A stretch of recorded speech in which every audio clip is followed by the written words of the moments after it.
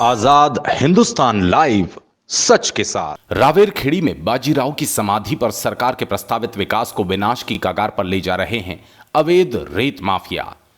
लगातार हो रहे अवैध रेत उत्खनन से अजय योद्धा बाजीराव की समाधि खतरे में। क्या रावेरखेड़ी के विकास के साथ मुख्यमंत्री लगा पाएंगे अवैध रेत उत्खनन माफियाओं पर लगाम? अपने जीवन काल में दुश्मनों के साथ कई जंग जीतने वाले अपराजय योद्धा बाजीराव पेशवा ऐसा लगता है वर्तमान दौर में खनिज माफियाओं से पराजित होते नजर आते हैं। अभी हाल ही में 18 अगस्त को बाजीराव पेशवा की जन्म जयंती पर मुख्यमंत्री श्री शिवराज सिंह जी चौहान और केंद्रीय मंत्री ज्योतिरादित्य सिंधिया आदि की उपस्थिति में 29 करोड़ के विकास कार्यों का शिलान्यास हुआ।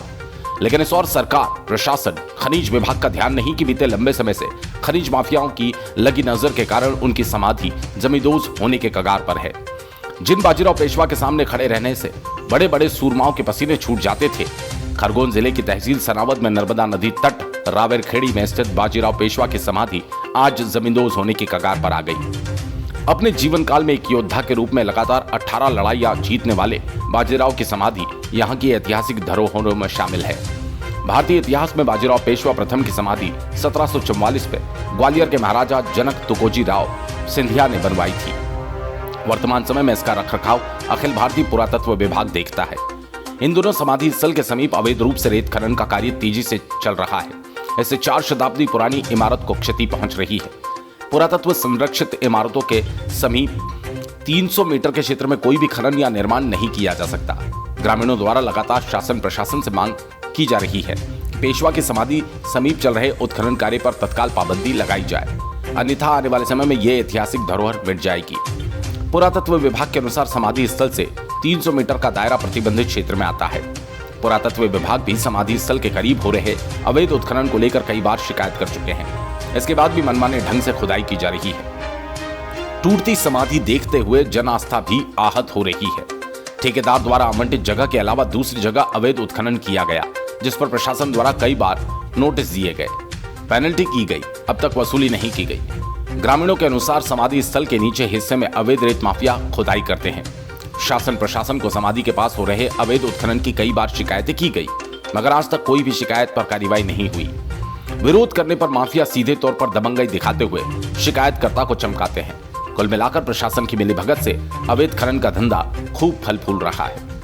अब देखना यह है कि मुख्यमंत्री और प्रदेश सरकार जिन बाजीराव पेशवा की समाधि पर विकास की गंगा बहाना चाहते हैं, क्या वे समाधि के निकट बहती मां नर्मदा का सीना छलनी कर अवैध उत्खनन करने वाले रेत माफियाओं पर लगाम लगाकर बाजीराव पेशवा की समाधि को बचाने में भी कामयाबी हासिल कर सकेंगे?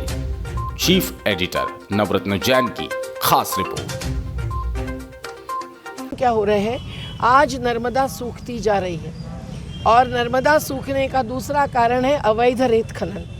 जंगल के बदले 3 गुना जंगल लगाएंगे, इस शर्त के साथ मंजूरी मिली थी सितंबर 1987 में इंदिरा सागर और सरदार सरोवर परियोजनाओं को एकत्रित। लेकिन इंदिरा सागर में 93,000 एकड़ जमीन डूबी और हेक्टर मेरे ख्याल से, और सरदार सरोवर में करीबन 39,000 हेक्टर।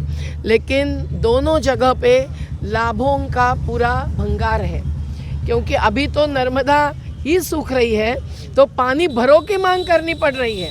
और किसान खरगोन जिले के भी धरने पर बैठे ये कहते हुए कि जो बड़ी बड़ी लिफ्ट इरिगेशन की प्रोजेक्ट्स लगाए उसके लाभ उनको नहीं दिए जा रहे, पर लिफ्ट इरिगेशन में गरीब से गरीब आदिवासियों को कुचला गया। ये कैनाल प्रभावितों की केस जब हमने सुप्रीम कोर्ट तक लड़ी तो 2 अगस्त 2011 को मुआवजा बढ़ाकर मिला। 1993 में भी जिनकी ज़मीनें ली थी उनको 2011 के गाइडलाइन से मुआवजा मिला, लेकिन आज लाभ नहीं मिल रहे हैं।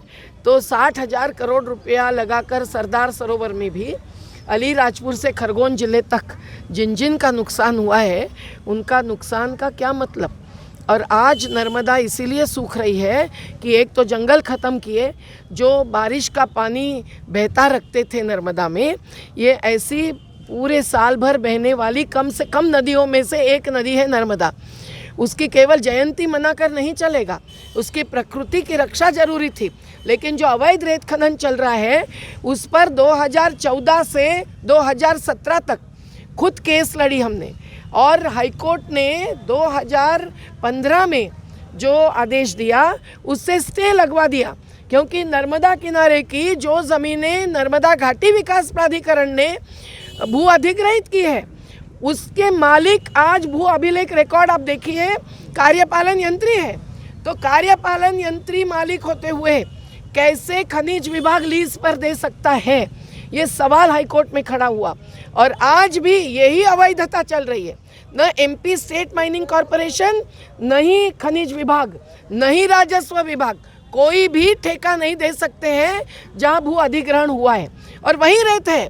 और ये नदी के अंदर उतर रहे हैं, वो भी अवैध है, क्योंकि 27 फरवरी 2012 का सुप्रीम कोर्ट का फैसला है दीपक कुमार विरुद्ध स्टेट ऑफ हरियाणा की केस में। क्योंकि ये बाजीराव पेशवा की समाधि स्थल है जो 250 साल पुरानी है, ऐतिहासिक समाधि है। और इस ऐतिहासिक समाधि के ठीक पीछे करीबन 500 से 700 मीटर दूर अवैध असामाजिक तत्वों द्वारा अवैध उत्खनन किया जाता है। और अवैध उत्खनन आज से नहीं, पिछले 20 सालों से हो रहा है। और यहाँ से बाजीराव पेशवा की समाधि से अवैध उत्खनन हटाया नहीं गया। तो चूंकि यह नर्मदा तट के निकट स्थित है, तो जो वर्षा काल में बहाव रहता है नर्मदा नदी का, वो इस समाधि स्थल के लिए खतरनाक हो सकता है कि कहीं ना कहीं यह संकट में समाधि आ सकती है। जैसे अवैध उत्खनन समाधि स्थल के पीछे से बालू रेत का अवैध उत्खनन प्रशासन की नाक के नीचे से करके ले जाते हैं। क्योंकि प्रशासन यहाँ पर मौन बैठा। पिछले 20 सालों से हम प्रशासन से भी कह रहे हैं कि भाई यहाँ अवैध उत्खनन रोका जाए। यहाँ जो बाजीराव पेशवा समाधि स्थल आप देख रहे हैं, इसके ठीक पीछे कम से कम बहुत सारे हजारों की संख्या में नर्मदा तट के किनारे किनारे पे पौधे लगे थे। और इन पौधों को उखाड़ के और यहाँ से अवैध उत्खनन करके ले गए। तो प्रशासन से कई बार इसकी शिकायत भी यहाँ के स्थानीय लोगों ने करी है, लेकिन प्रशासन इस ओर ध्यान नहीं देता और अवैध उत्खनन होता जा रहा है। आज भी स्थिति है कि मुख्यमंत्री जी जो आ रहे हैं, इसके 8 रोज पहले यहाँ से अवैध उत्खनन रोका गया है। शासन प्रशासन आज जितनी संख्या में यहाँ दिख रहा है बाजीराव पेशवा की समाधि पे, और जितने मुख्यमंत्री जी के डर से आ रहे हैं, अगर कहीं ना कहीं बाजीराव पेशवा समाधि को सजाए रखने के लिए अगर कुछ समय पहले यहाँ आते तो शायद आज बाजीराव पेशवा की समाधि संकट में नहीं होती। क्योंकि इसके पीछे से इतना अवैध उत्खनन हुआ है कि यहाँ से कम 2 किलोमीटर के आसपास अवैध उत्खनन हुआ है। मां नर्मदा, जिसे कि मां नर्मदा का दर्जा प्राप्त है। और मुख्यमंत्री अपनी मां नमामि देवी नर्मदा का जो कार्यक्रम चला था, ठीक उसी के अंतर्गत मैं कहना चाहता हूँ कि रावेरखेड़ी में जो मां नर्मदा है वो 2 भागों में बटी है। एक उत्तर तट, एक दक्षिण तट, और बीच में एक नर्मदा जी का टापू था जिसके अंदर जामुन के पेड़ हुआ करते थे और बहुत बड़े बड़े हुआ करते थे। लेकिन कुछ यहाँ असामाजिक तत्व आए और यहाँ जो बीच में मां नर्मदा का जो पेट था उसको छन्नी कर उसमें अवैध उत्खनन कर लाखों की संख्या में यहाँ से हजारों डंपर चला के बालू रेती का अवैध उत्खनन किया है। और मैं मुख्यमंत्री जी से मांग करता हूं कि अब जो हुआ वो तो ठीक है, लेकिन अब यहाँ अवैध उत्खनन ना किया जाए। मंत्री जी इस ओर ध्यान दें, क्योंकि शासन प्रशासन को तो शिकायत करते हैं, लेकिन शासन प्रशासन कछुए की गति से वो कार्रवाई करके और कुछ लोगों के दबाव में आकर कुछ बोल नहीं पाते। तो मैं आज मुख्यमंत्री जी से मांग करना चाहता हूं कि अगर बाजीराव पेशवा समाधि को बचाए रखना है, संजोए रखना है, तो यहाँ रावेरखेड़ी के अंदर अवैध उत्खनन रोका जाए, ताकि बाजीराव पेशवा की समाधि संकट में ना आ जाए। इसलिए मैं मुख्यमंत्री जी से पुनः अनुरोध करता हूं कि अगर मेरी बात मुख्यमंत्री तक पहुंचे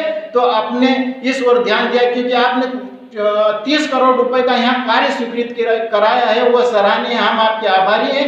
लेकिन कहीं ना कहीं अगर आप बाजीराव पेशवा समाधि के आसपास अवैध उत्खनन नहीं रोक पाते हैं तो यह शासन की और सरकार की नाकामी का सबूत है। क्या नाम है आपका? मेरा नाम जितेंद्र गोयल, रावेरखेड़ी निवासी हूँ और यहीं पे मोटर वाइंडिंग का काम करता हूँ नर्मदा किनारे। और मैं मां नर्मदा का अनन्य भक्त हूँ, इसलिए मैं चाहता हूँ कि मां नर्मदा की जो सीना छन्नी किया जा रहा है, इस ओर मुख्यमंत्री जी ध्यान दें।